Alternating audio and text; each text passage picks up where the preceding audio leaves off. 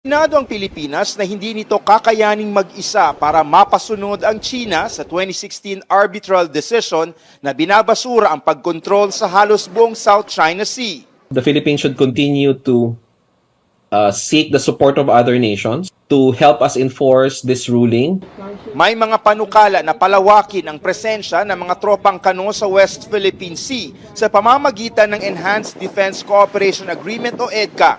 Naniniwala ang ilang eksperto na makakatulong ito para itaboy ang mga umaaligid na puwersa ng China tuwing isinasagawa ang mga resupply mission. Ayon sa Estados Unidos, hindi pa raw ito formal na pag-uusapan.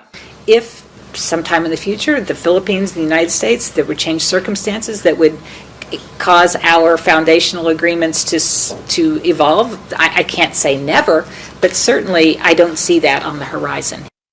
Ayon naman sa isang think tank, dapat isagawa ang multilateral joint patrols para tulungan ang Pilipinas igiit ang karapatan nito sa West Philippine Sea. Noong Setyembre, isinagawa ang kauna-unahang joint sail sa pagitan ng Pilipinas at Amerika sa kanlurang bahagi ng Palawan.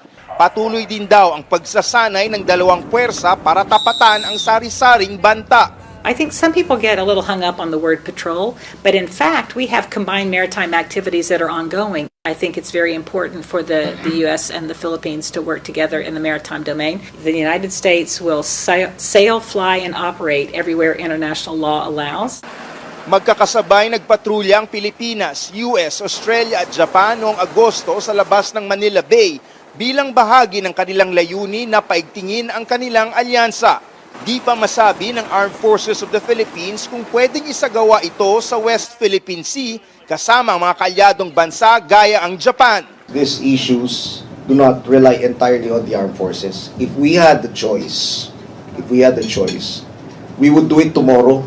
Ilang mga bansa ang nagpahiwatig na rin ng interes para sumama sa multilateral patrols, kabilang ang United Kingdom, Canada, New Zealand at France.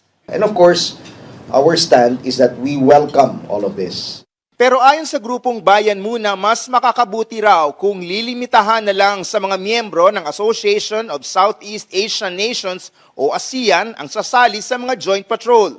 Many are afraid that if non-ASEAN members such as the United States will come in, it will generate a more antagonistic reaction from China.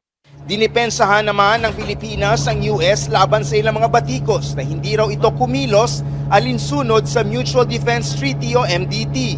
There was no armed attack, so there would be no basis for us to trigger the MDT.